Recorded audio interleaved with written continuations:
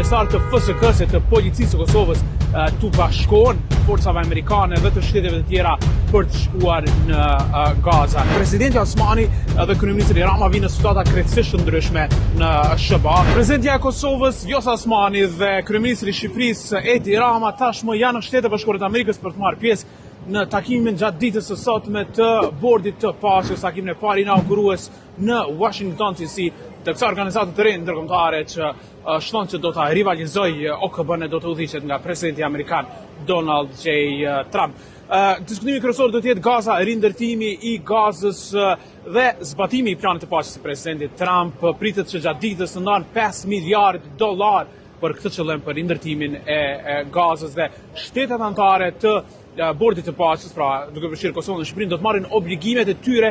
në përpjekjet për rindërtimin e Gazës. Në planin e paqes të presidentit Trump për Gazën, që do të diskutohet gjatë ditës së sotme në Washington DC, parashihet që të ketë një forcë ndërkombëtare stabilizuese dhe pjesëtar të forcave të sigurisë, të ushtrisë dhe të policisë të shteteve anëtare që do të dërgohen për të ruajtur paqen dhe sigurinë në Gaza. Që do të thotë se nuk përjashtohet mundësia që pjesëtar të FSK-së të policisë së Kosovës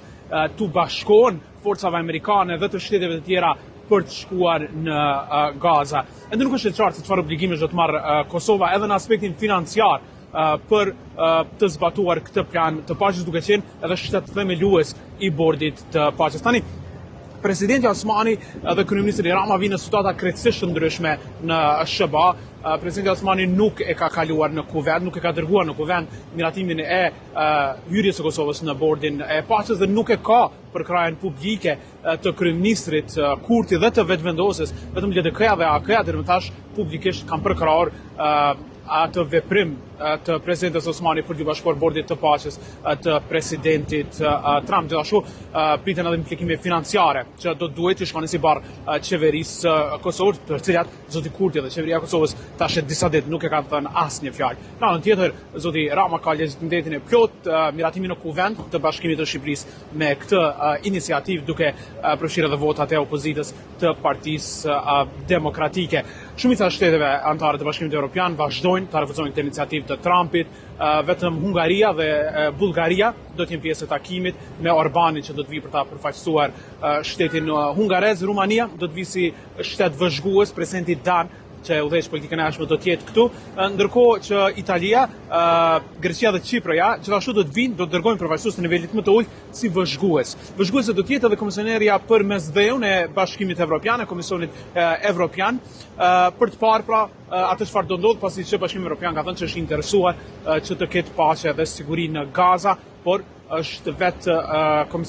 presidentja e Komisionit Evropian, zonja Ursula von der Leyen, që e ka refuzuar ftesën e Trumpit për të ardhur personalisht për ta përfaqësuar Bashkimin Evropian në këtë takim, siç e ka bërë edhe Papa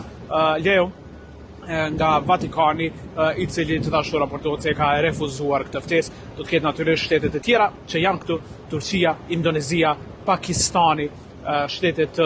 lindjes së mesme, por edhe të tjera në afërsi të Rusisë. Vladimir Putin dhe Rusia janë të ftuar, por nuk do të marrin pjesë, siç nuk do të marrë pjesë as kryeministri izraelit Benjamin Netanyahu, i cili megjithatë në një vizitë në Shtetet Bashkuara të Amerikës para disa ditësh e ka nënshkruar Bashkimin e Izraelit në bordin e paqes.